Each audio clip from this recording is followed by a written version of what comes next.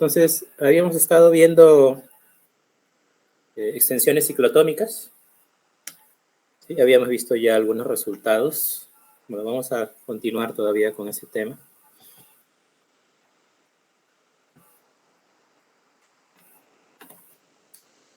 Bien. Me parece que justo una de las últimas cosas que habíamos visto son algunos ejemplos concretos, ¿no? de cálculos de los polinomios ciclotómicos. ¿Sí? Bueno, habíamos visto ideas, ¿no? Que funcionaban en esos casos particulares, ¿no? Y en general se podría seguir, ¿no? Esa misma idea si quisiéramos seguir calculando los polinomios ciclotómicos, ¿no? Podríamos calcular el phi sub 5, phi sub 6, phi sub 7, etc. ¿Sí? En principio sería posible, ¿sí? Sin embargo, una idea que complementa eso, ¿no? Y que ayudaría más a hacer ese tipo de cálculos concretos sería la siguiente proposición. ¿Sí? ¿Sí? En realidad esta fórmula que vamos a mencionar es prácticamente inmediata, ¿sí? De las definiciones que hemos dado. Sin embargo, es bastante importante. ¿Sí? Entonces, como hemos estado considerando, vamos a considerar F un cuerpo. ¿No? Vamos a suponer que la característica de F no divide a n.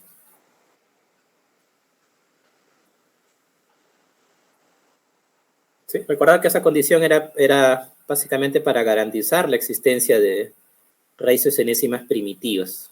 Esta condición de la característica. Y que tenga sentido, ¿no? La definición que hemos dado del enésimo polinomio ciclotómico. Bien, entonces se cumple lo siguiente. ¿Sí? X a la n menos 1 se puede escribir como el producto, ¿sí? Variando en todos los divisores de n, ¿no? Esta es la notación usual, ¿no? Para decir que d divide a n. ¿Sí? Divisores positivos, lógicamente, de phi sub d de x, ¿no? Phi sub d de x es el polinomio ciclotómico, ¿no? Que hemos definido. Entonces se cumple esta fórmula, ¿sí? Y bueno, esa fórmula en realidad es interesante porque nos podría dar un modo, digamos, iterativo, ¿no? De calcular polinomios ciclotómicos. ¿Sí?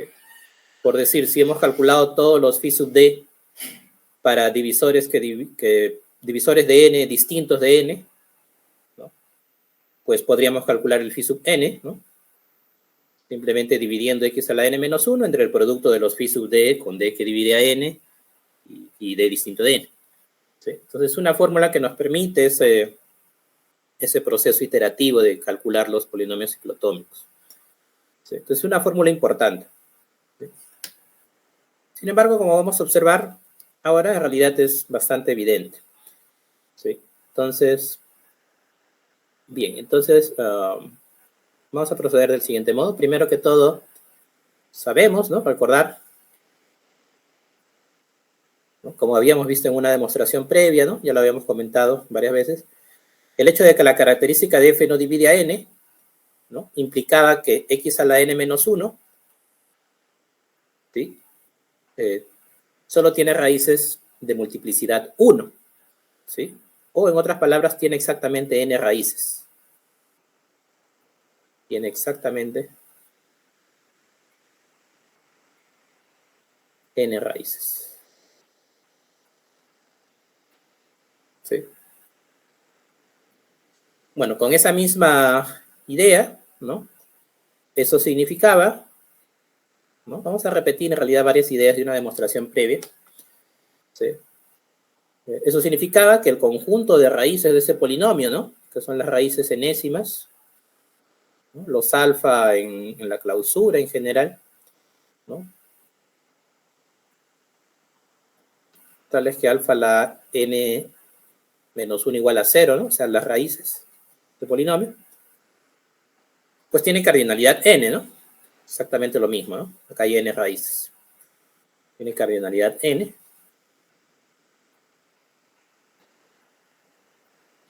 ¿No? Bueno, ya habíamos comentado que este sub n es un subgrupo, ¿no? Es un subgrupo del grupo multiplicativo del cuerpo, ¿no? Sabemos que este es un subgrupo. Sí. Y bueno, esta argumentación la habíamos hecho para justificar de que este grupo es cíclico, ¿no? Como ya habíamos visto previamente, un subgrupo finito del grupo multiplicativo de un cuerpo es cíclico, ¿no? Y con eso habíamos garantizado la existencia de la raíz enésima primitiva. ¿Sí? Entonces, vamos a volver a mencionar eso, ¿no? Entonces, sabemos que este U sub n es cíclico por ese resultado que acabo de mencionar. ¿Sí? Cíclico de orden n, ¿no? Cíclico de orden n. Cíclico de orden n. Bien. Entonces, por lo tanto, ¿sí?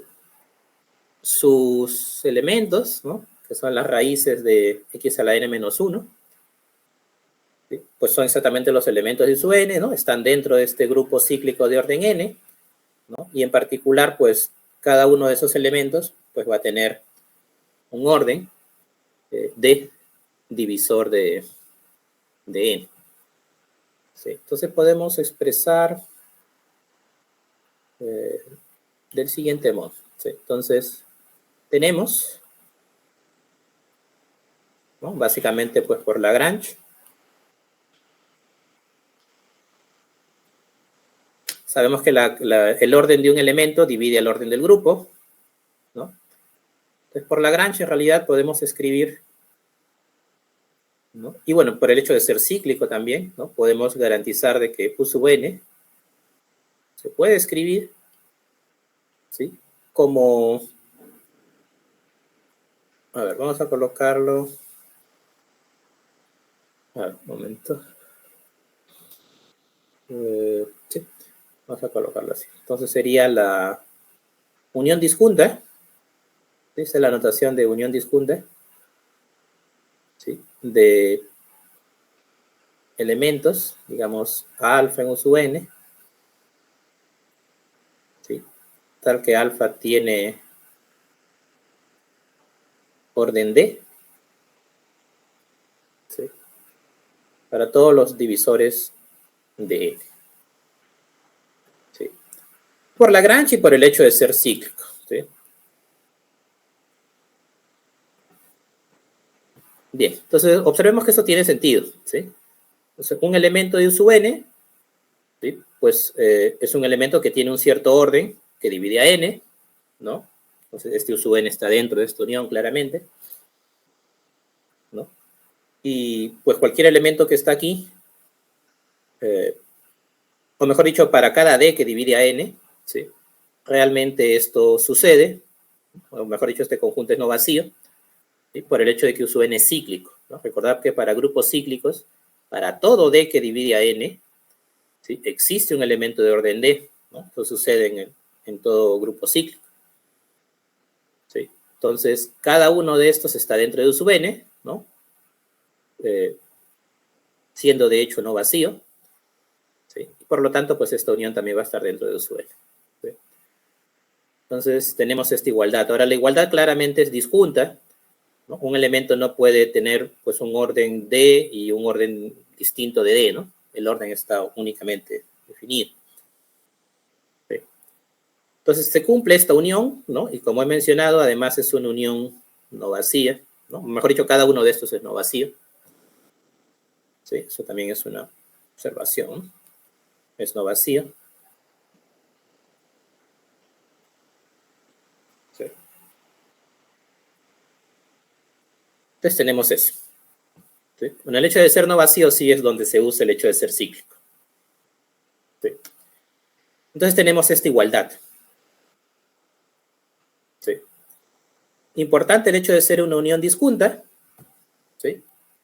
Cuando digo unión disjunta, quiere decir que estos conjuntos son disjuntos 2 a 2, ¿no? Entonces, tenemos esta igualdad y por lo tanto, ¿no? El polinomio x a la n menos 1, ¿no? Que en principio se podría poner,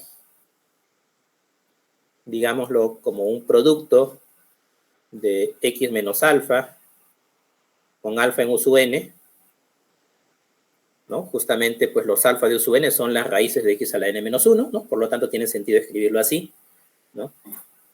Y esa es su manera de escribir, porque ya hemos mencionado que tiene exactamente n raíces, ¿no? Exactamente las n, todas de multiplicidad 1. ¿Sí?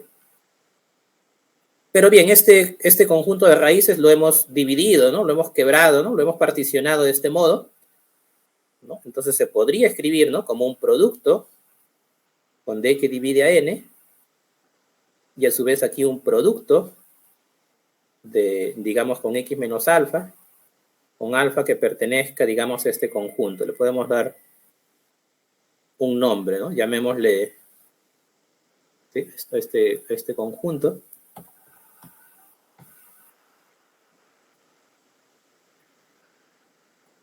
¿No? Por darle un nombre, digamos, llamémosle h sub d. ¿Sí? Entonces se podría poner así, ¿no? ¿Sí? Lo único que hemos hecho es, pues, separar en grupos, ¿no? Estas raíces de estos elementos de u sub n, pues lo estamos agrupando, ¿no?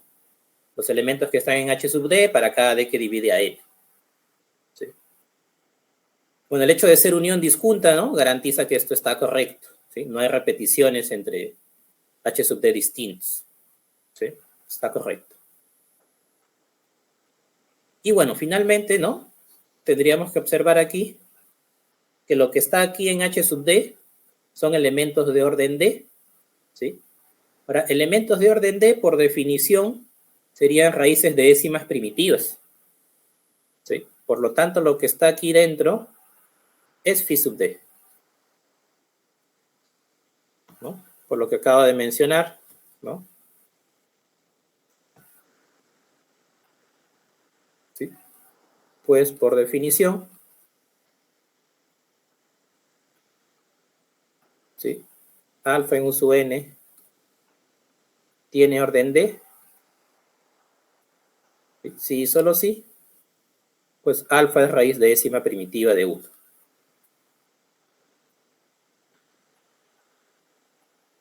Sí, que es algo que ya hemos mencionado varias veces, ¿no? Sí. Y ya está, ¿no? Con eso ya tenemos la factorización que queríamos. Sí. Entonces, esa factorización es consecuencia, ¿no? De una observación sencilla de la teoría de grupos, ¿no? Se puede, pues, particionar en elementos de orden d para todo d que divide a n, en este caso por ser cíclico, ¿no? Todos estos son no vacíos, ¿no? Y aquí aparecen justamente las raíces de décimas primitivas. ¿Sí? Y bueno, con eso tenemos la fórmula, ¿no? Esta fórmula sería una herramienta adicional a las ideas concretas que vimos en la clase pasada para hallar polinomios ciclotómicos, ¿sí? Se podría utilizar esto para, digamos, complementar esas ideas.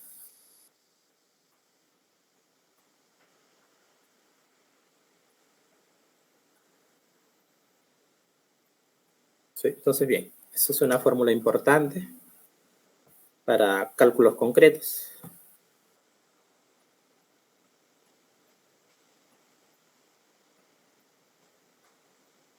Ok, a ver, un momento.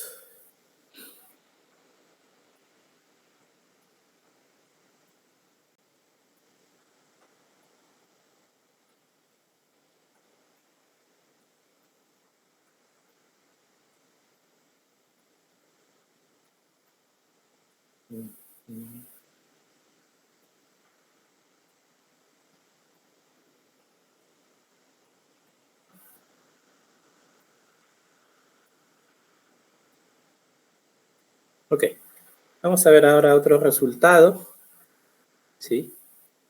Vamos a centrarnos ahora de manera más específica en el caso en que el cuerpo F sea el cuerpo de números racionales. ¿Sí? El cuerpo de números racionales. ¿sí? Que como había comentado previamente es un caso importante en el cual el monomorfismo que habíamos visto previamente para el grupo de automorfismos de la extensión ciclotómica, pues va a resultar isomorfo a z de n asterisco. ¿Sí? Eso va a ser cierto para el cuerpo de números racionales, ¿no? Entonces, teniendo eso en cuenta, vamos a ver algunos resultados sobre ese caso, cuando f es el cuerpo de los números racionales. Entonces, vamos a tomar, ¿no? F igual a Q. ¿Sí? Y bueno, entonces,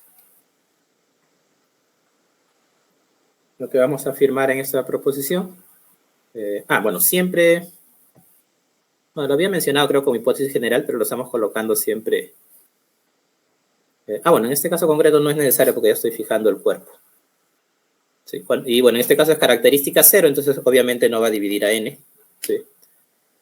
Entonces, entonces la conclusión, que el enésimo polinomio ciclotómico, ¿sí?, va a tener coeficientes en z. ¿Sí? ¿No? Eso es algo que también, digamos, ha sucedido en los ejemplos concretos que vimos en la clase pasada, ¿no? Calculando phi sub 1, phi sub 2, ¿no? Phi sub 4, etcétera, ¿no? Phi sub 3. ¿No? Siempre tenían coeficientes en z, ¿no? Bueno, sucede siempre, ¿no? Bueno, tomando f igual a q, siempre los coeficientes están en z.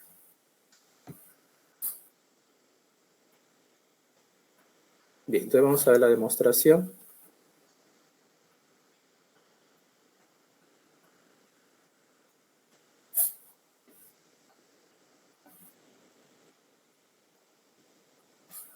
Bien, entonces, primero que todo, ¿no? Recordar, ¿no? Sabemos, lo habíamos visto en la clase pasada, ¿sí?, que el enésimo polinomio ciclotómico tiene coeficientes en f, ¿no? Eso sí es cierto, ya lo habíamos visto, ¿no? Viendo que sus coeficientes eran fijados por todo automorfismo, ¿no? Del grupo de Galois, ¿no? Por lo tanto, iban a estar en el cuerpo fijo, y el cuerpo fijo es f. Entonces, ya habíamos visto esto. Entonces, tiene coeficientes en f, ¿no? Que en este caso estamos tomándolo como q. ¿Sí?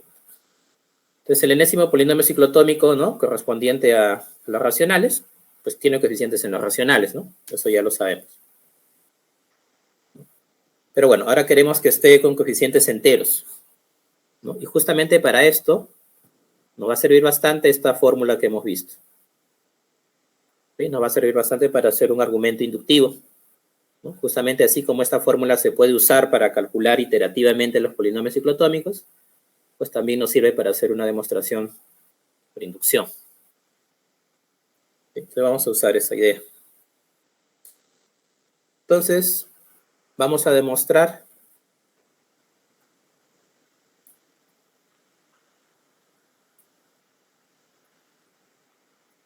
que phi sub n de x tiene coeficientes en z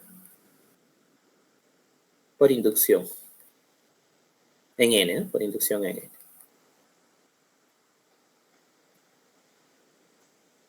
Por inducción en n. Bien, entonces, ¿qué tendríamos en el caso n igual a 1? ¿No?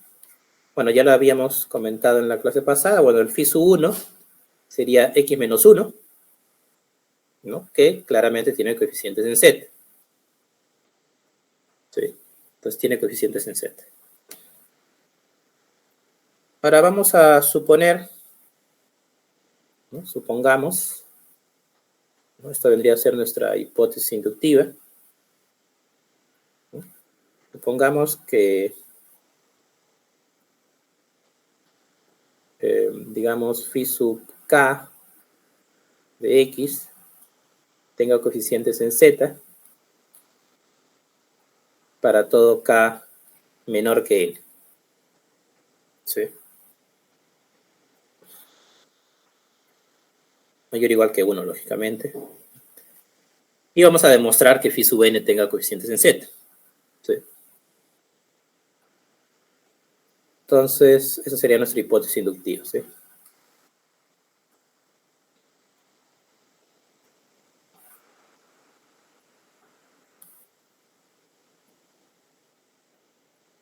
Bien, entonces vamos a demostrar para L. Entonces, digamos, llamémosle F, ¿no? Sea F de X, el producto de todos los phi sub D de X, con D que divide a N, pero con D menor que N. ¿Sí? Entonces, por la hipótesis inductiva,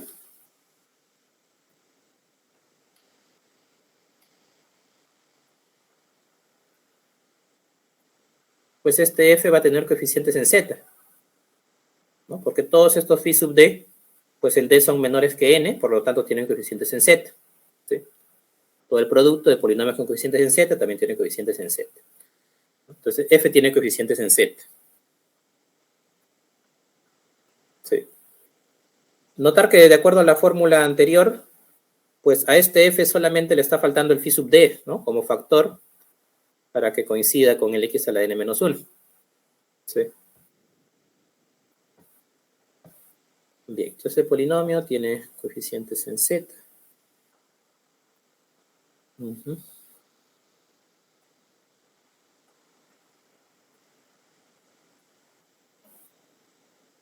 Ok, a ver, un momento.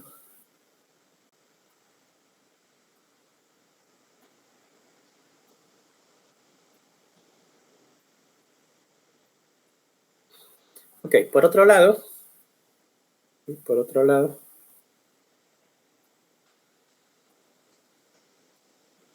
sí, pues de phi sub D todavía no sabemos, ¿no?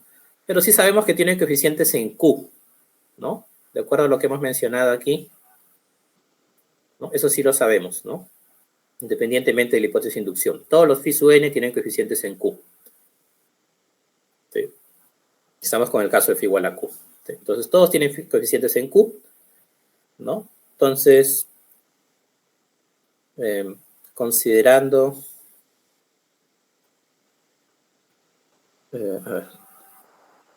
Bueno, básicamente sería lo que comenté previamente, ¿no? Por otro lado, tenemos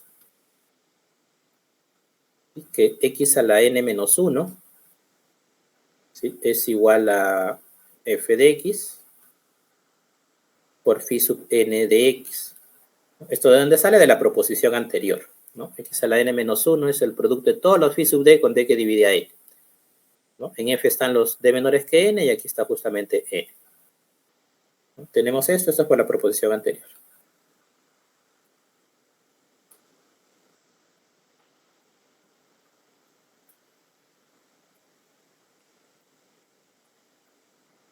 Sí, tenemos esa igualdad.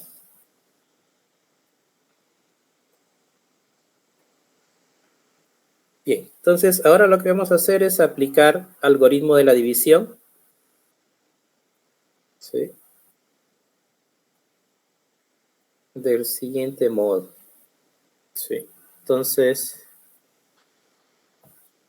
no recuerdo si lo hemos mencionado previamente, ¿sí? Pero el algoritmo de la división, que bueno, que tal vez más usualmente estamos familiarizados es con polinomios con coeficientes en un cuerpo, ¿no?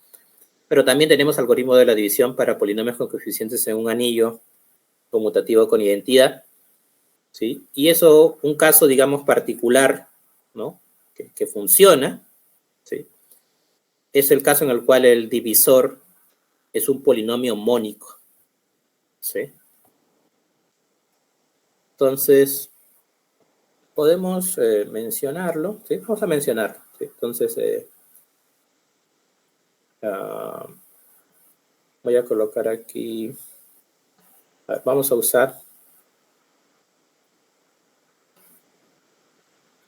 el siguiente resultado.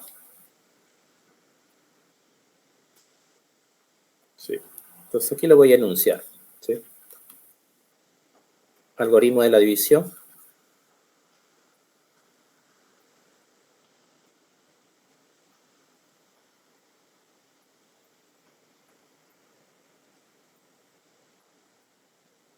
digamos, sea A un anillo, ¿sí? Digamos conmutativo con 1, y sean F y G polinomios con coeficientes en A, ¿sí? Donde G es mónico.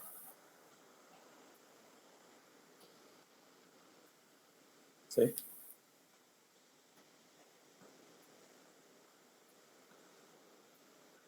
Bien, entonces,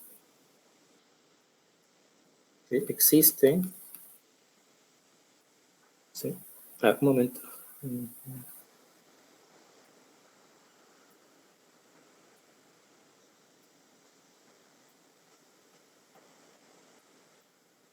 Sí. Existen únicos,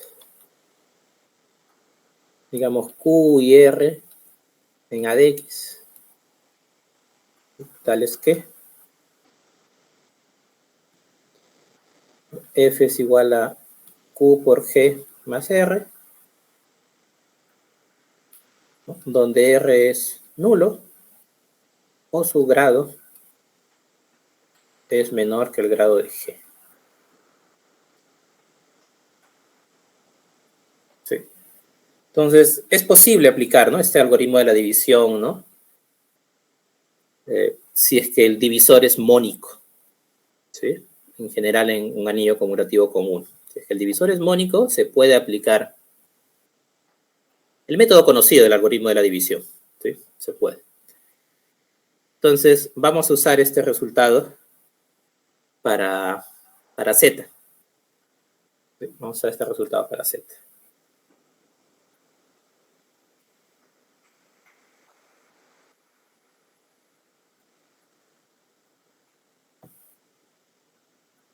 Sí. Entonces, aplicando el algoritmo de la división en Z de X,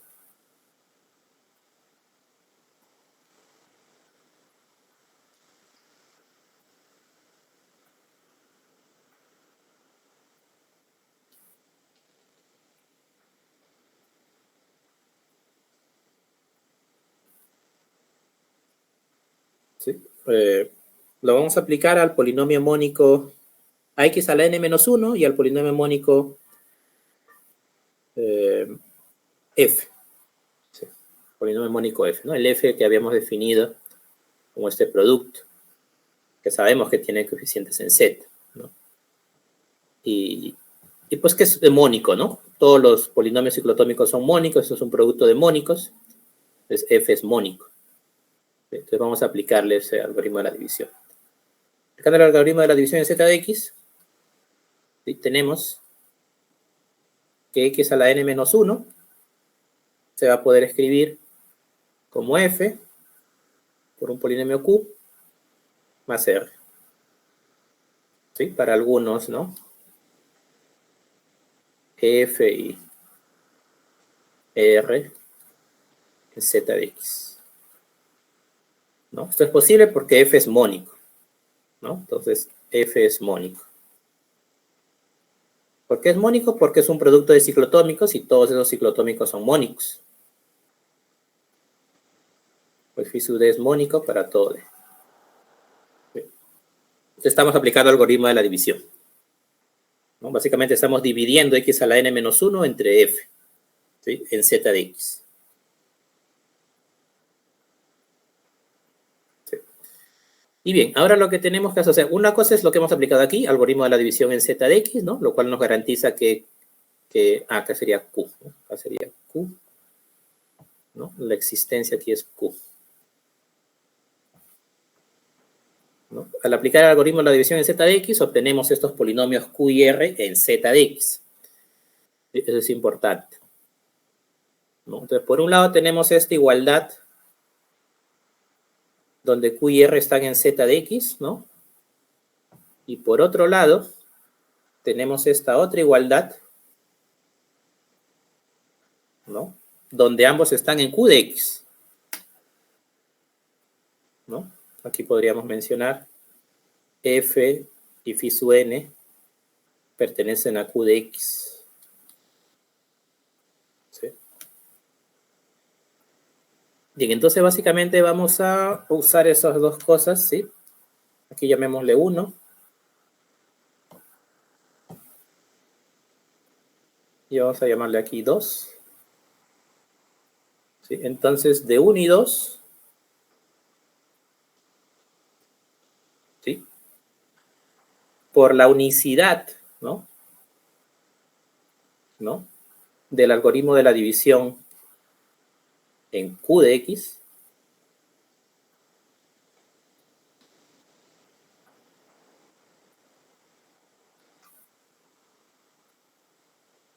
¿sí? Entonces, el algoritmo de la división en Q de X nos daría un único cociente y un único residuo, ¿sí? Que de acuerdo a 1, pues cuando dividimos X a la n menos 1 entre F, el cociente es phi sub n y el residuo sería 0, ¿sí? Por otro lado, aquí en 2 también tenemos polinomios que al estar con coeficientes en Z, en particular tienen coeficientes en Q. Y aquí también tenemos un cociente y un residuo, ¿no? Entonces, por la unicidad del algoritmo de la división en Q de X, ¿no? Ya que ambas expresiones son válidas en Q de X, ¿no? Debido a la unicidad, concluiríamos que phi sub n tiene que ser igual a Q y que R tiene que ser igual a 0, ¿sí? Debido a la unicidad del algoritmo de la división en Q de X.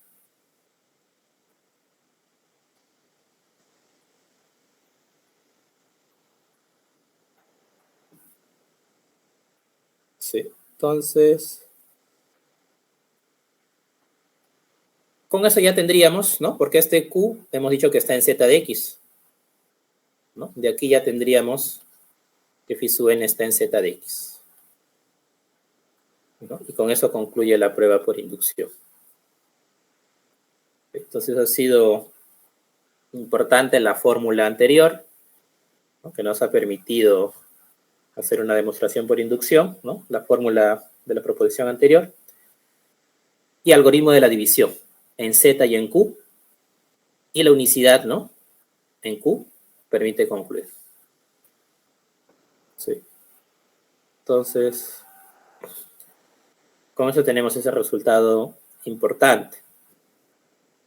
Sí, entonces, para f igual a q, los polinomios ciclotómicos en realidad tienen coeficientes enteros, ¿no? Previamente solamente sabíamos que tenía coeficientes racionales. Ahora estamos viendo que específicamente tienen coeficientes enteros.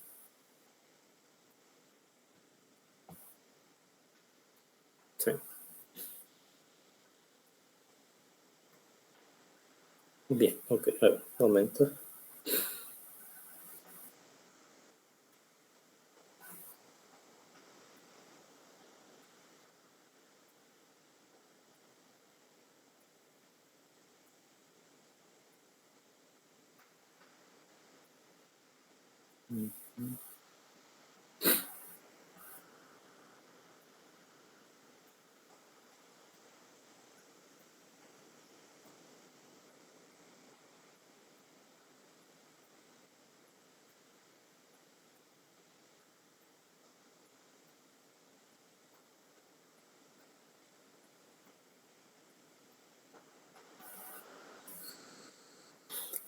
Un momento.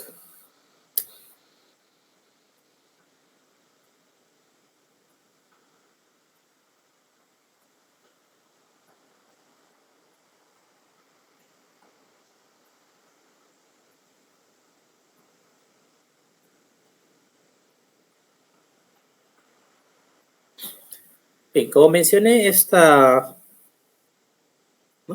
última proposición, pues básicamente ha sido una aplicación, ¿no? De esta fórmula, ¿no? Entonces, esta fórmula es bastante importante, ¿no? Permite comprender, ¿no? Manejar mejor los polinomios ciclotómicos.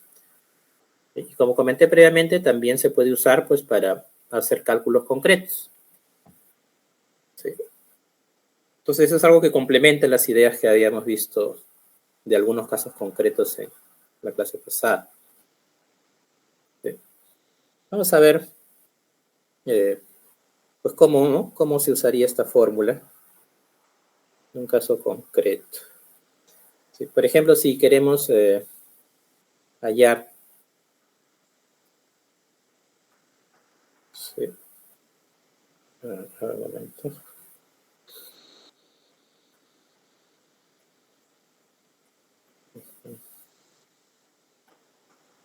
Entonces vamos a hallar, digamos, phi sub 6. ¿Sí? En la clase pasada habíamos hallado phi sub 1, phi sub 2, phi sub 3 y hasta phi sub 4, si no me equivoco. ¿No? Vamos a hallar phi sub 6. ¿No? Como siempre, ¿no? Asumiendo que la característica de f no divida n. ¿Sí? En este caso, característica diferente de 2, diferente de 3.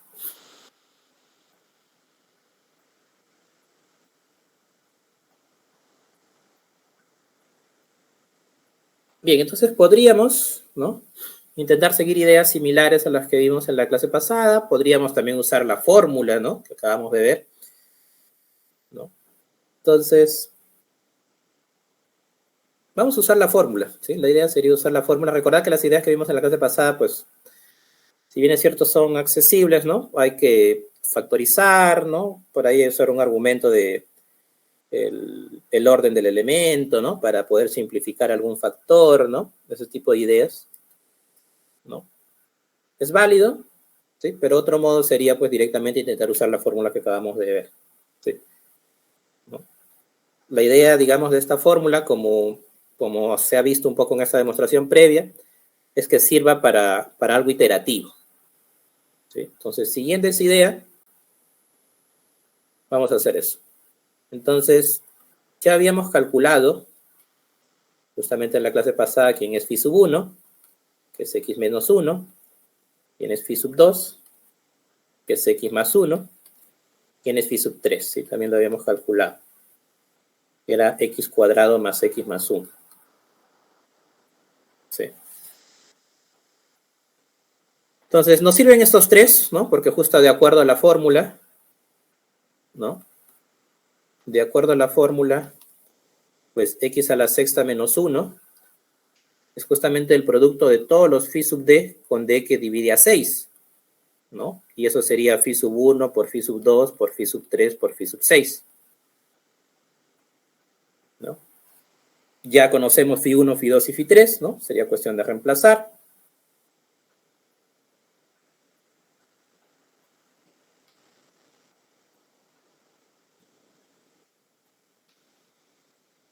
Sí. Entonces, aquí podríamos operar. X cuadrado menos 1.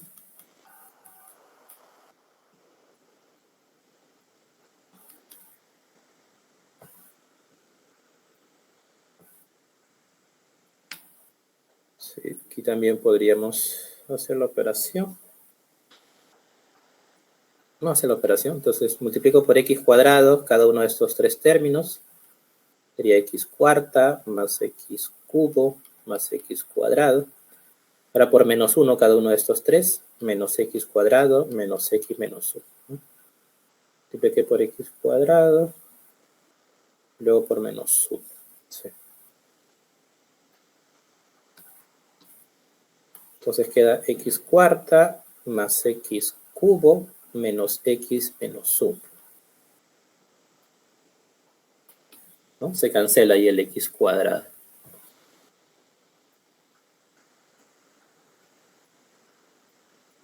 ¿Sí? Y ahí tenemos, ¿no? Entonces lo único que tenemos que hacer, pues, es dividir x a la sexta menos 1 entre este polinomio, ¿no? Debería dar una división exacta, ¿no? Para que nos dé el phi sub 6. A ver, vamos a ver.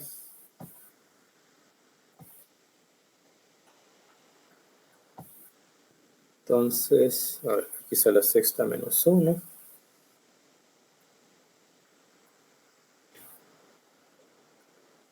Vamos a dividirlo entre x cuarta más x cubo menos x menos 1. Colócalo. X cuarta más x cubo menos x menos 1.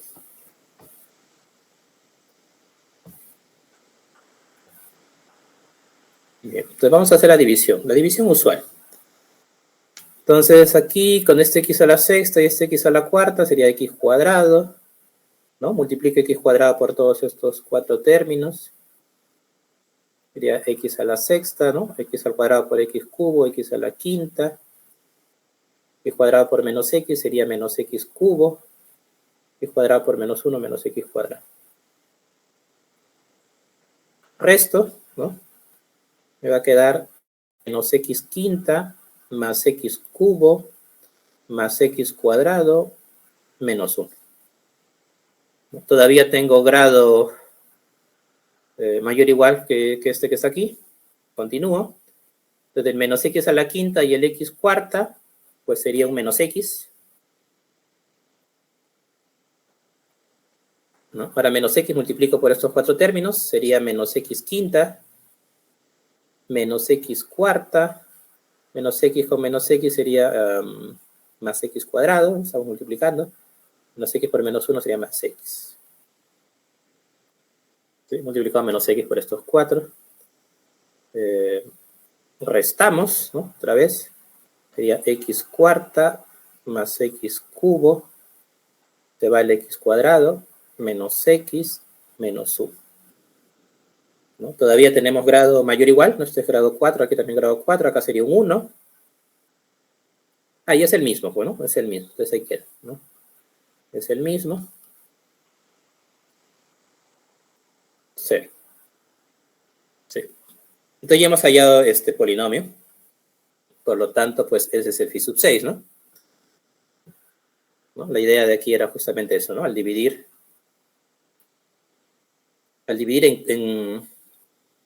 bueno, hacer la división, ¿no? Al hacer la división, básicamente.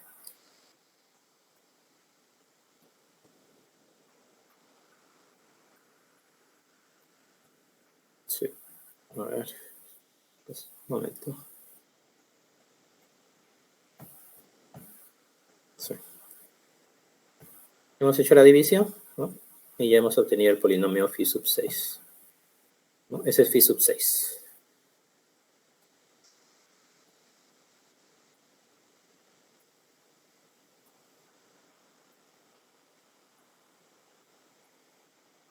Sí.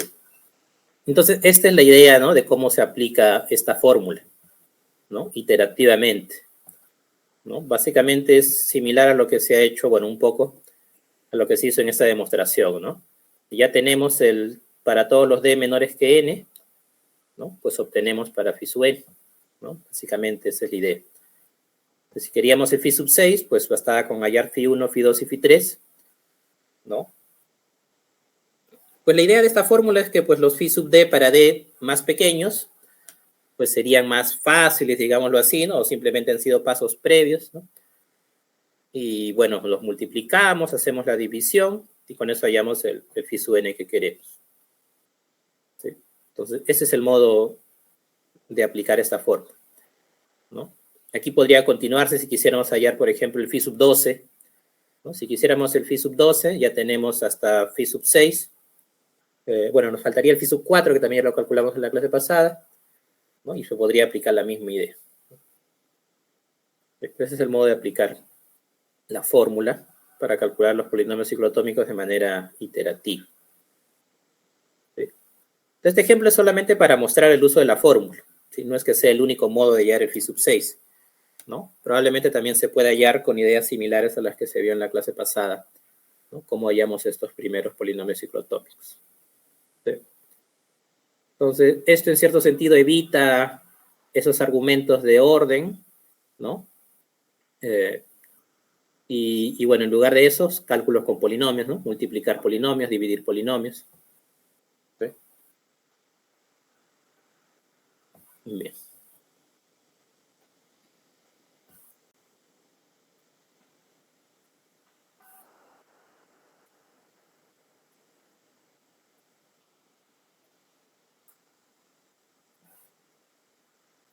Sí, ok.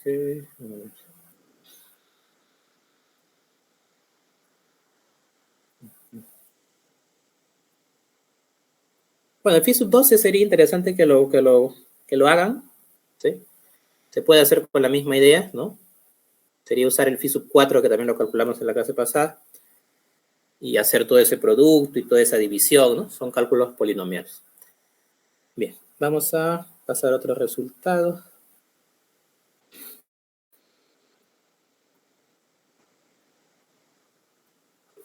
Un momento.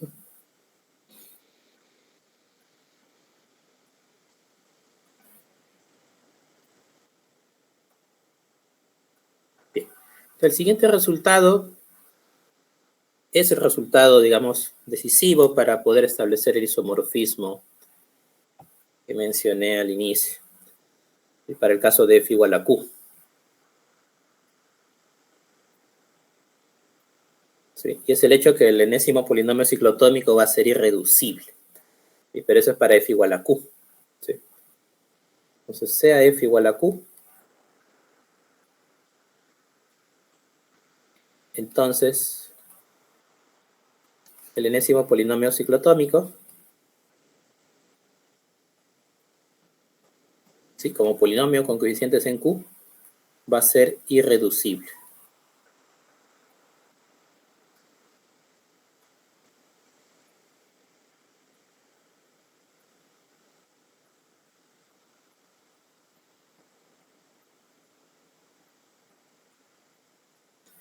Sí. Bien, entonces vamos a ver la demostración.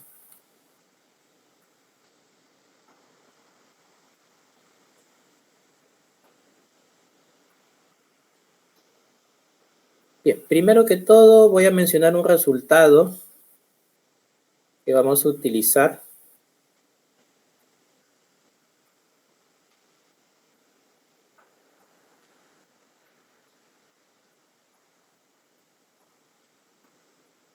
Sí, que tiene que ver con el concepto de irreducible en Q de X y también en Z de X. Sí, voy a mencionarlo el caso, digamos, particular que nos interesa. ¿Sí? Tiene una versión más general, pero vamos a mencionar el que nos interesa. Entonces, digamos, sea, digamos, F, llamémosle F, sea F de X en Z de X, ¿sí? Mónico. ¿Sí? Vamos a aplicar este resultado, mónico, polinomio mónico. ¿Sí? Entonces, se cumple lo siguiente. F, visto como elemento en Q de X, es irreducible.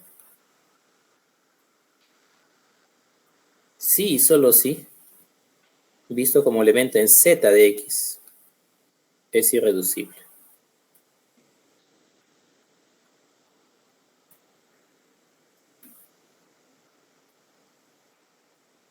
Sí. Ese es un criterio importante, ¿sí? Porque básicamente, pues, la idea usual, ¿no? Para demostrar que es irreducible, ¿no? Es proceder por contradicción, ¿no? Básicamente, ¿no? Y, pues, suponer que sea factorizado como un producto de dos polinomios de grado menor, ¿no? En Q de X, digámoslo así. ¿No? Y bueno, básicamente este resultado nos está diciendo que sería lo mismo, ¿no? Que hacer esa factorización, pero de un modo más sencillo, o sea, no polinomios con coeficientes en Q, sino con coeficientes en Z. ¿Sí? Eso va a ser muy importante para esta demostración. ¿Sí? Entonces, esta equivalencia de reducible en Q y reducible en Z, ¿no? Polinomio, ¿no? Es importante. ¿Sí? Y bueno, esto es válido cuando el polinomio es mónico. ¿No? De hecho, es válido en un caso más general, que es cuando el máximo común divisor de los coeficientes es 1. Que el caso mónico, pues, inmediatamente da eso. ¿Sí? Pero bueno, vamos a aplicarlo para polinomio mónico. ¿Sí? Entonces, este resultado va a ser importante.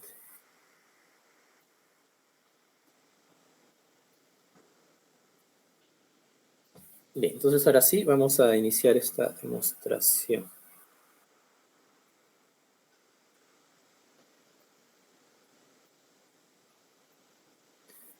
Bien, entonces queremos que el phi sub n sea irreducible. Lo que vamos a hacer es tomar un factor irreducible, ¿no? Que siempre va a existir.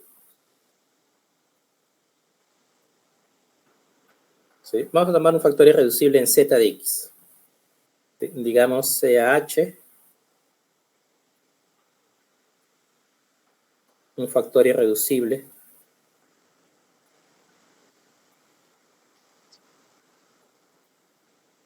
de phi sub n en z de x.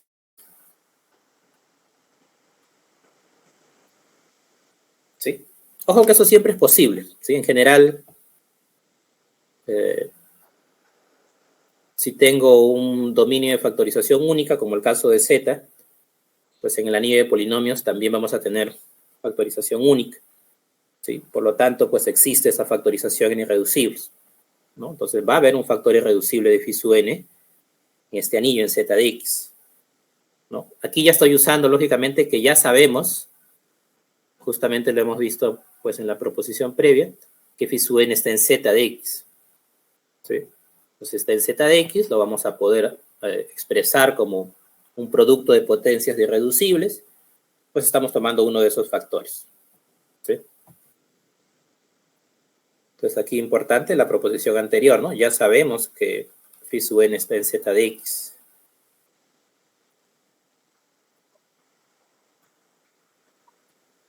¿Sí? Entonces estoy tomando ahí un factor irreducible.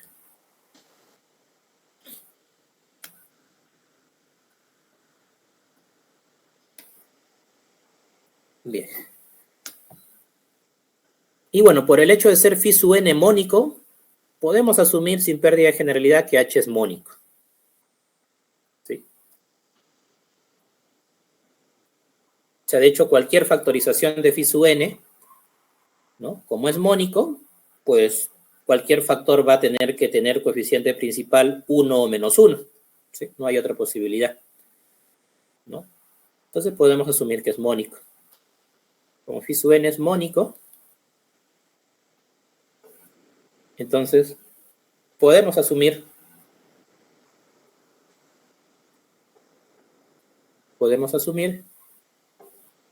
que h es mónico.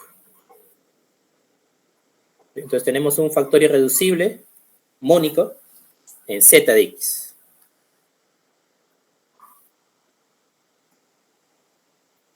¿Sí? Bien. Entonces tenemos ese factor. Por lo tanto, el phi sub n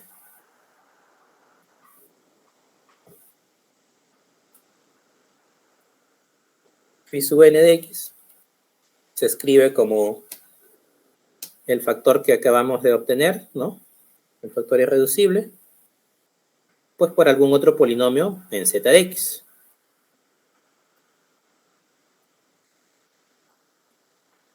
¿Sí? H ha sido un factor en z de x, ¿no? Por lo tanto, existe este otro polinomio en z de x. ¿Sí?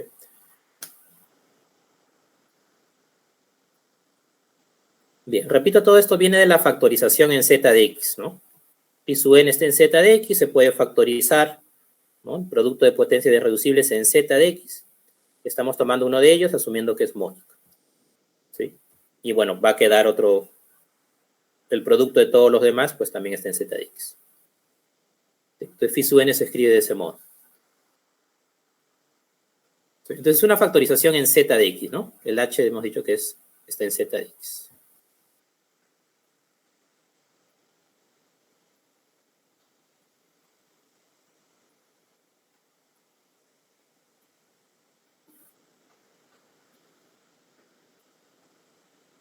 Bien. El objetivo aquí, la idea en esta demostración, ¿sí? Siendo que el phi sub n queremos que sea irreducible, y siendo que h es un factor también irreducible y mónico, pues la idea es que h debería ser igual a phi sub n, ¿no? Si phi sub n es irreducible y mónico, pues el único factor irreducible y mónico de phi sub n es el mismo phi sub n. Entonces la idea va a ser demostrar que h es igual a phi sub n. Si h es igual a phi sub n, pues ya tendríamos que es irreducible en z, ¿no? Y de acuerdo a este criterio sería irreducible en q, y ya tendríamos lo que queremos. ¿Sí? Entonces el objetivo es demostrar que h es igual a phi sub n. ¿Sí? Entonces debemos demostrar, ¿no?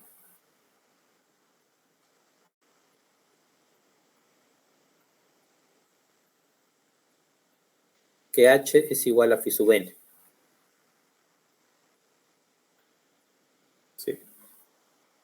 Y bueno, la idea para hacer eso va a ser demostrar que todas las raíces de phi sub n también son raíces de h. ¿Sí? Eso básicamente sería suficiente, ¿no? Obviamente también las raíces de h son raíces de phi sub n, las raíces serían las mismas, ¿no? Como phi sub n pues tiene todas sus raíces de multiplicidad 1, pues concluiríamos la igualdad, ¿sí? Entonces la idea va a ser demostrar que todas las raíces de phi sub n son raíces de h. ¿Sí? Entonces vamos a tomar una raíz.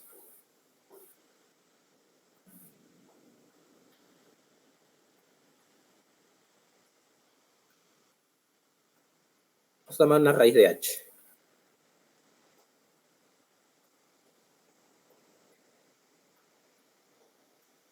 Ok, un momento.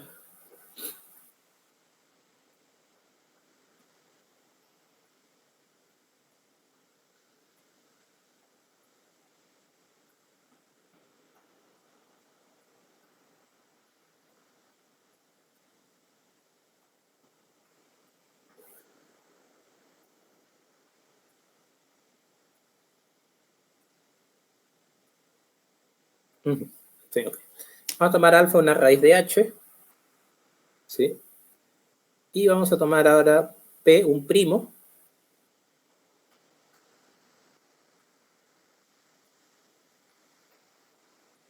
¿sí? Tal que máximo común divisor de p y de n sea igual a 1.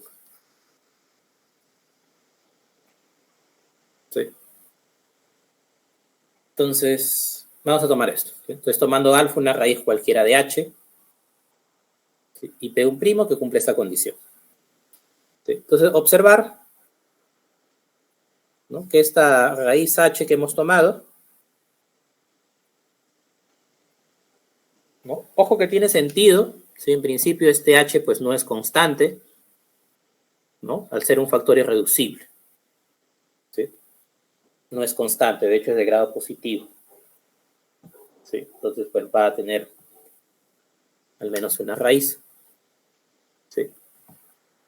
Entonces notar que esta raíz, ¿no?, como h, como alfa, es raíz de h, ¿no? Y además sabemos que phi sub n es h por f, pues entonces alfa es raíz de phi sub n, lógicamente.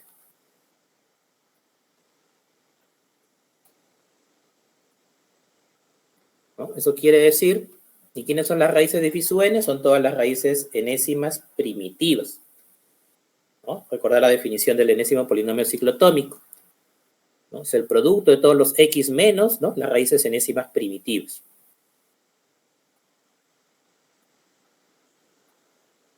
Entonces,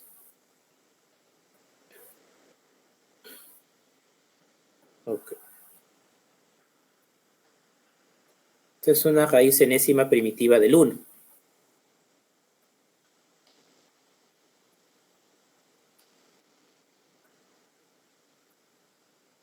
¿Sí? Entonces, alfa es raíz enésima primitiva del 1. ¿Sí? Entonces, esta raíz que hemos fijado es una raíz enésima primitiva de 1. ¿Sí?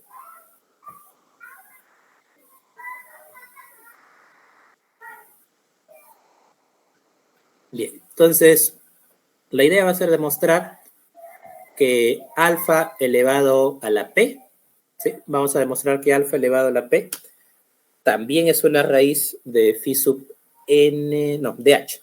¿Sí? Vamos a demostrar eso. Entonces, vamos a demostrar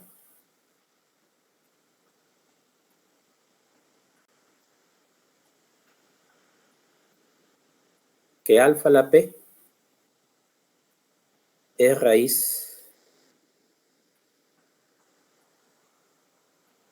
de h. ¿Sí?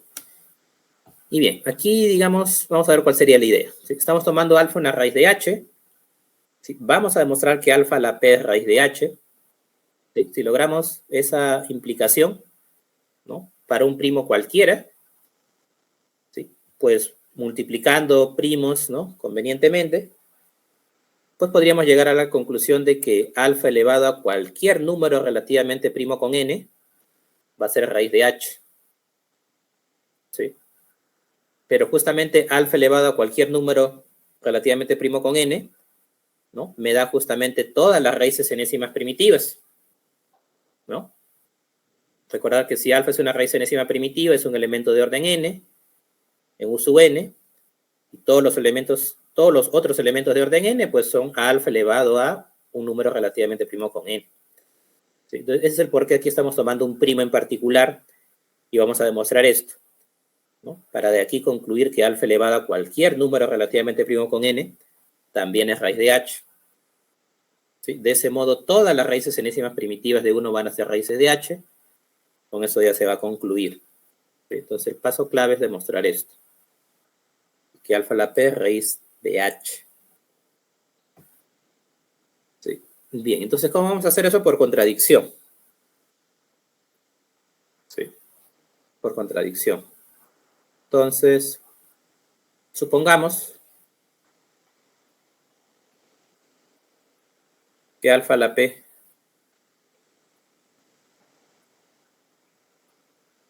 a ver, un momento.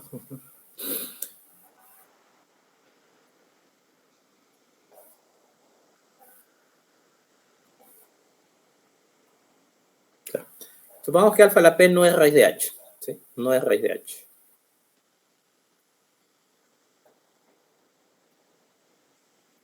¿Sí?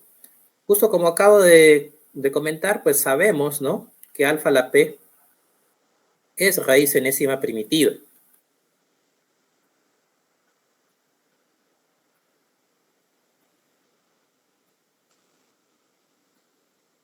De 1. ¿Sí? ¿Por qué? Por el argumento que ya comenté. Ser raíz enésima primitiva de 1 es ser un elemento de orden n, ¿no? En el grupo U sub n, ¿no?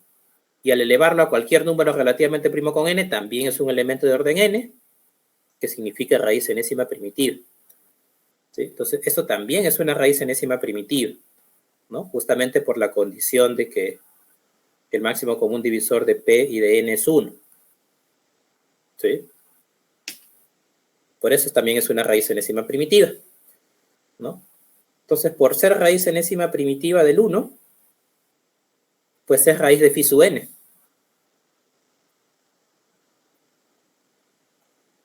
¿Sí? También va a ser raíz de phi sub n, ¿no? En phi sub n, todas las raíces de phi sub n son exactamente las raíces enésimas primitivas.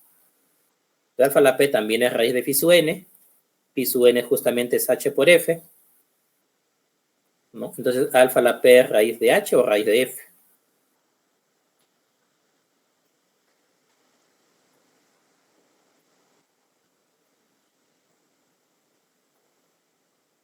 Sí.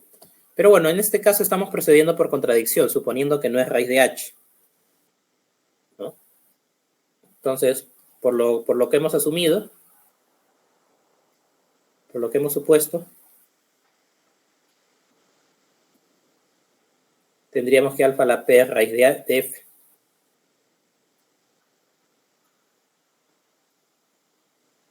¿Sí? Raíz de f. ¿Sí? Entonces repito, ¿no? La idea que estamos siguiendo. Estamos tomando alfa una raíz de h. Vamos a demostrar que alfa a la p también es raíz de h, ¿no? Alfa a la p va a seguir siendo una raíz enésima primitiva por esta condición, ¿sí? Y por lo tanto tiene que ser raíz de h o de f, ¿no? Como estamos suponiendo que no es raíz de h, pues será raíz de f. ¿Sí? Entonces, alfa a la p es raíz de f. ¿Sí?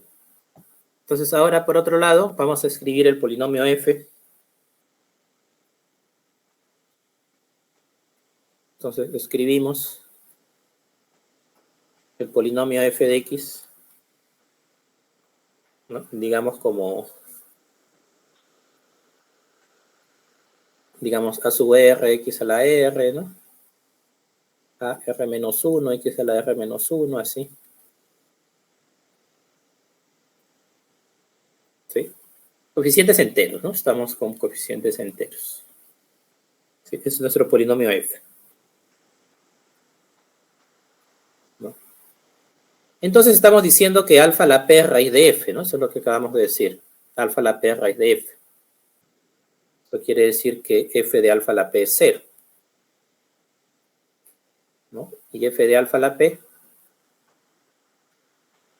pues sería esto, ¿no? Evaluamos.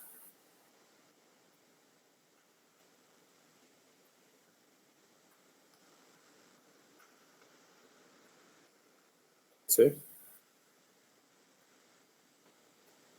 ¿No? Lo cual podríamos expresar, ¿no? Básicamente como diciendo de que alfa es raíz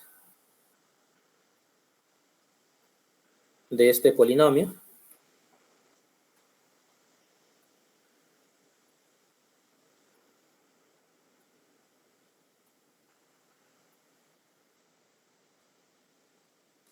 ¿No? Alfa sería raíz de ese polinomio. Pero este polinomio, pues es simplemente f evaluado en x a la p. ¿No? F evaluado en x a la p. ¿No? Es algo evidente, ¿no? Alfa a la p raíz de f es lo mismo que decir que alfa es raíz de f de x a la p. ¿Sí?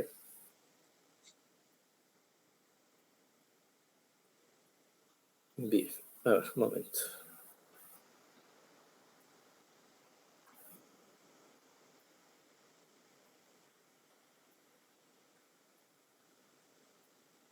Ok, ahora por otro lado,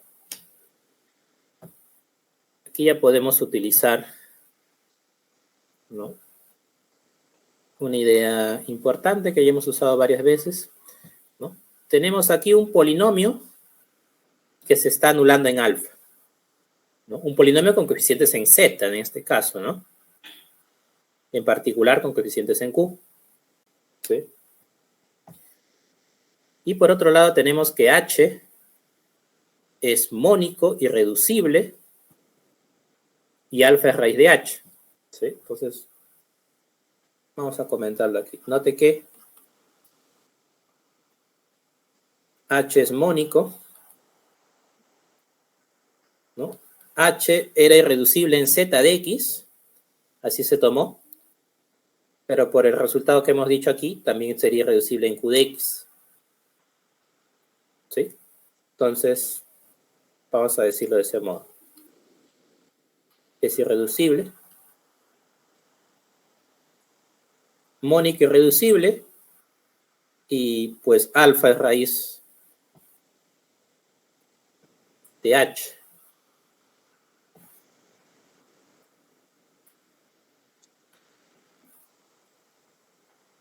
¿Sí? Mónico irreducible y alfa es raíz de h.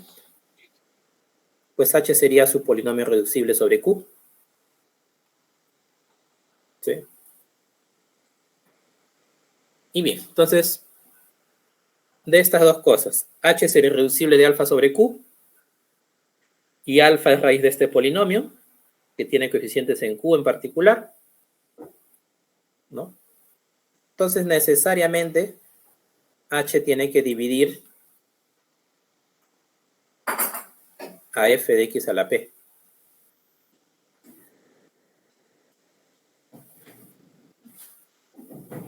¿Sí? En general le dividiría en q, ¿no? Siempre que aplicamos esta idea del irreducible con coeficientes en un cuerpo, ¿no? Pues el cociente que se obtiene, pues tiene coeficientes en ese cuerpo, ¿no? Entonces lo que estamos diciendo aquí es que f de x a la p,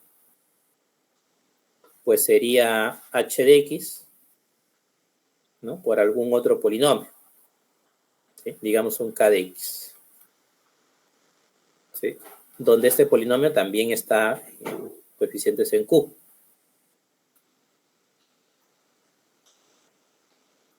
¿Sí? Eso es lo que sucede. ¿Sí? Tendríamos eso. ¿Sí? Pero aquí podríamos aplicar exactamente la misma idea que vimos en la demostración previa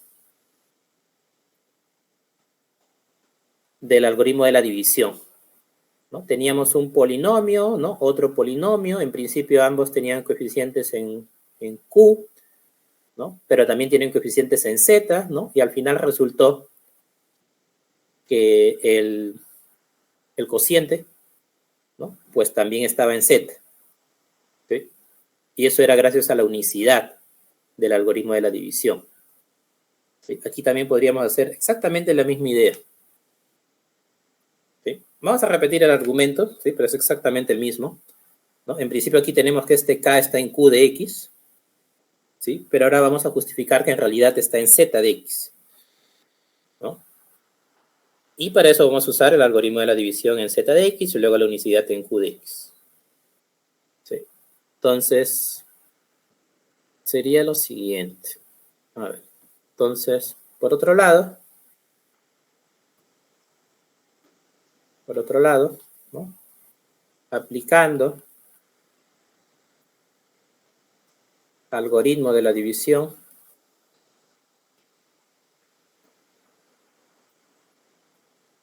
en Z de X, ¿sí? Tenemos, ¿no? F de X a la P tiene coeficientes en Z, H también tiene coeficientes en Z, por lo tanto va a haber un cociente, no solamente tiene coeficientes en Z, sino que es mónico, ¿no? Entonces va a haber un cociente, ¿no? Se puede aplicar el algoritmo de la división y un residuo, ¿no? Donde estos dos pues son ciertos polinomios en Z. ¿Sí? Es el algoritmo de la división en Z de X. Y finalmente pues comparando estas dos expresiones, ¿no? Esta que está aquí, que está en Q de X, esta que está aquí, que en principio también estaría en Q de X, ¿no? Porque Z está dentro de Q, ¿no? Y argumentamos por la unicidad, ¿no? Por la unicidad, ¿no? Del algoritmo de la división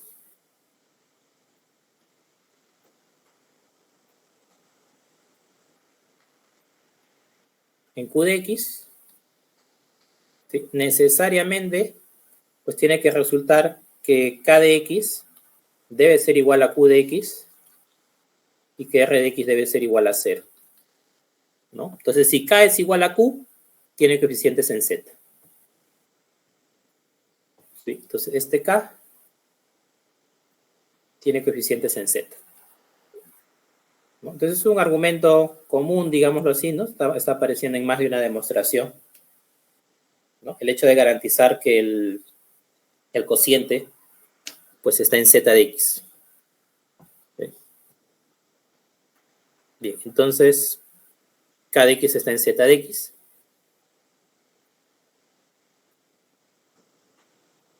¿Sí? Entonces, bien. Ok, entonces lo que hemos dicho hasta ahí es que pues f de x a la p es h por k y k ahora está en Z de X, ¿no? A eso hemos llegado. Entonces, f de x a la p es h de x por k de x, ¿no? Donde ahora ya sabemos que k de x está en Z de X.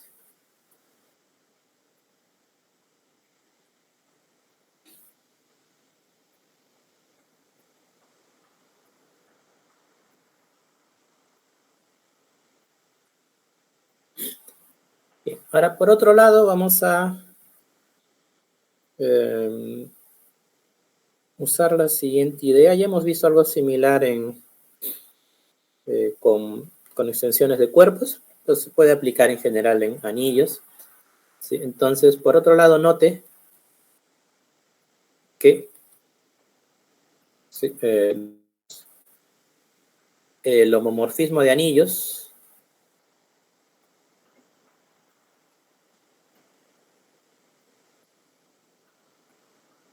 de Z en ZP, ¿no? Que a cada entero lo lleva en su clase, ¿sí? Ese homomorfismo de anillos induce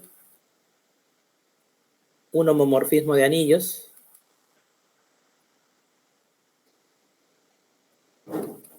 entre los anillos de polinomios.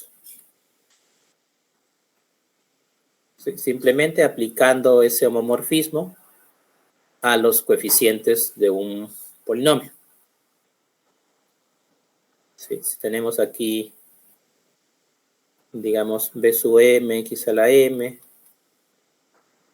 b sub 1, x más b sub 0, ¿sí? Pues le asignamos ¿no? Tomando clase a cada uno de los coeficientes. ¿Sí? Y va a ser un homomorfismo de anillos. ¿Sí? Entonces, teniendo en cuenta ese homomorfismo de anillos, pues vamos a aplicar eso a esta igualdad. ¿Sí? Digamos, llamémosle asterisco. ¿Sí? Entonces, de asterisco podemos concluir lo siguiente. ¿Sí? Vamos a tomar, a ver, f de x a la p ya lo habíamos escrito de un modo, ¿no? De x a la p, claro, era todo esto que está aquí. ¿Sí? Te voy a usar esta notación. ¿Sí? La clase de, vamos a tomarle clase a f de x a la p. ¿Sí? Entonces esto era a sub r, x a la p por r, más a sub r menos 1, x a la p por r menos 1, a sub 1, x a la p más a sub 0. Esto es f de x a la p. Vamos a tomarle clase, ¿no? Vamos a aplicarle este homomorfismo, que significa tomarle clase a sus coeficientes. ¿Sí? Y bien, eso va a significar tomarle clase a los coeficientes de h, lo voy a denotar así, con una línea. ¿Sí? Y clase a los coeficientes de k. ¿Sí? Estamos tomando clase a los coeficientes. ¿Sí? De ese modo estoy denotando. ¿No? Acá podría mencionarlo. ¿Sí? Denotamos, ¿no? Digamos, a un polinomio p clase. ¿Sí? Significa tomarle clase a sus coeficientes. Bien, entonces en asterisco hemos tomado clase a ambos lados, ¿no? Como tomar clase es un homomorfismo, de acuerdo a lo que hemos dicho, pues al tomarlo al producto se separa, ¿sí? Producto de clases, digámoslo así. Entonces tenemos esto que está aquí.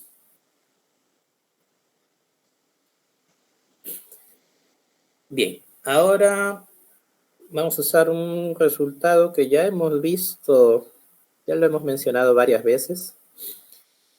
¿Sí? A ver. En ZP, cualquier elemento elevado a la P es igual a sí mismo. ¿Sí? Entonces esto sería lo mismo que poner esto que está aquí a la P.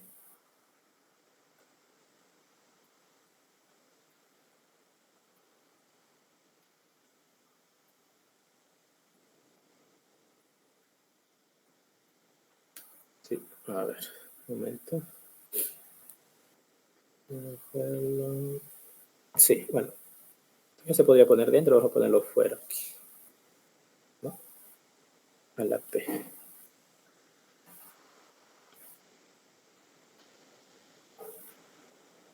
Sí, repito, ya hemos mencionado esto algunas veces, ¿no? En ZP cualquier elemento es igual a elevarlo a la P.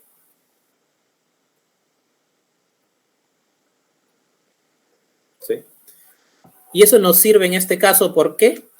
Porque al poner todos esos términos como elevados a la P, y como estamos ahora en característica P, ¿no? Observar de que en principio estábamos en Z, pero ahora al tomar este homomorfismo, pues ya no estamos en Z de X, estamos en ZP de X, ¿no? ZP es un cuerpo de característica P, ¿no? Y en característica P ya sabemos, ¿no? Que tomar potencia pésima, pues es un homomorfismo, ¿no? Eso quiere decir de que esta potencia puede salir fuera.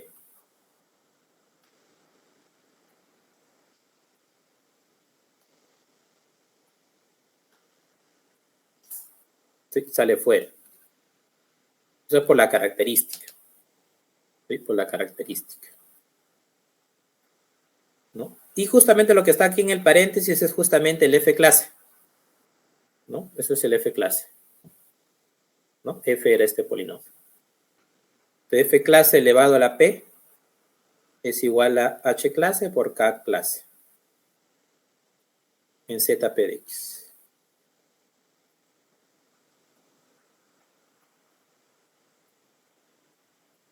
Sí. A ver, un momento.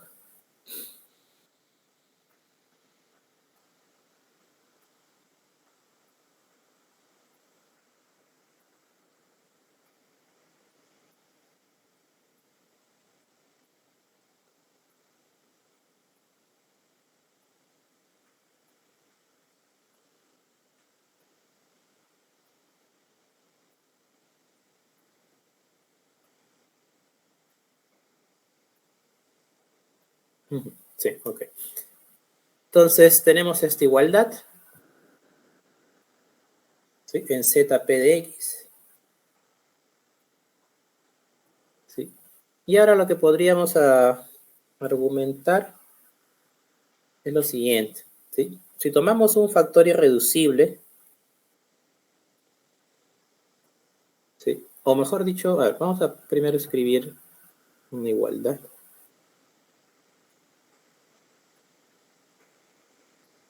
A ver, un momento.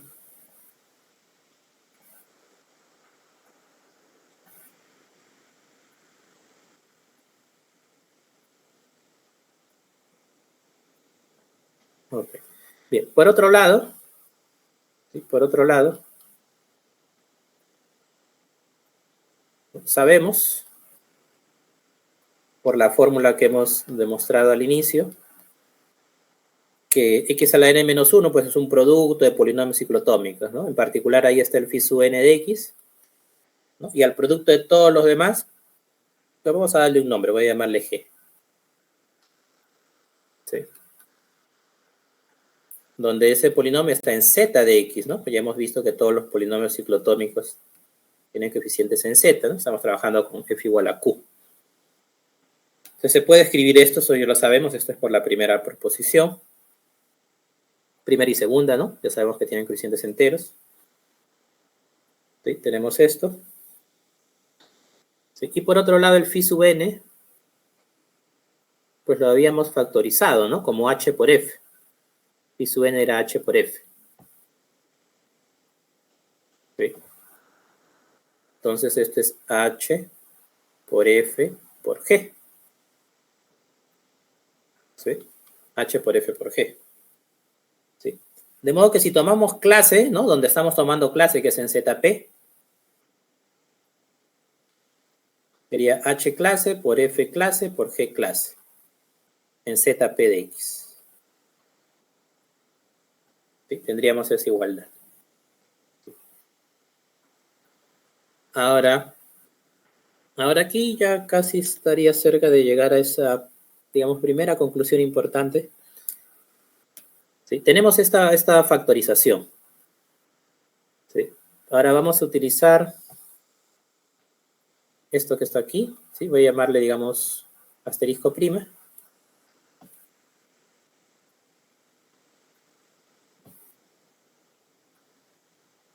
Ok, sí.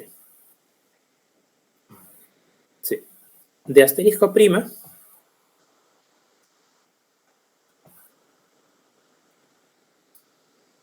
¿sí?, de asterisco prima, digamos que sea, llamémosle gamma de x, ¿sí?, un factor irreducible, ¿sí?, un factor irreducible del h clase. Bueno, también va a ser una clase, lógicamente, voy a denotarlo así mejor. Un factor irreducible de h clase. ¿Sí? Factor irreducible en ZP de x. ¿Sí? Estamos ahí con coeficientes en un cuerpo, en este caso. Un factor irreducible, ¿no? Entonces, ¿sí?, de asterisco prima, este factor irreducible de h clase, pues es un factor irreducible de f clase a la p, ¿no? Y por lo tanto un factor irreducible de f clase. ¿Sí?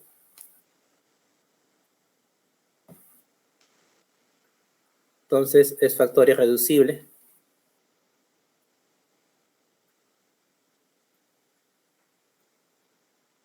de f clase a la p, ¿no? Y siendo un factor irreducible de f clase a la p, pues va a ser un factor irreducible de f clase.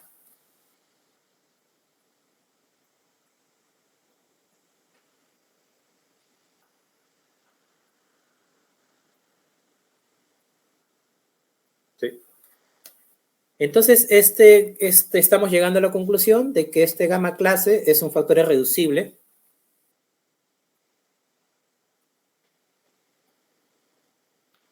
de ambos polinomios, de h clase y de f clase. ¿Sí? Si combinamos eso con esta igualdad, ¿sí? Voy a llamarle asterisco doble prima. ¿Sí? Te estamos diciendo que este polinomio h clase y f clase, ambos tienen un factor en común, ¿no? Si lo reemplazamos aquí, pues resultaría que el gamma clase al cuadrado estaría dividiendo aquí. ¿Sí? Entonces, de asterisco 2', concluiríamos que gamma clase al cuadrado estaría dividiendo x a la n menos 1 clase. ¿Sí? Porque gamma clase aparece en h clase y también aparece en f clase como factor. ¿Sí? Entonces estaría dividiendo. ¿Sí? Y esto básicamente ya sería la contradicción. ¿Sí? Porque esto en particular, si tomamos una raíz de gamma clase, pues nos daría, ¿no? Si alfa, digamos, si beta, ¿no? Si beta es raíz de gamma clase, entonces, pues tendríamos que x menos beta al cuadrado, ¿no? Estaría dividiendo x a la n menos 1 clase, ¿no? Lo cual nos estaría diciendo que este x a la n menos 1 clase tiene beta como raíz con multiplicidad mayor o igual que 2.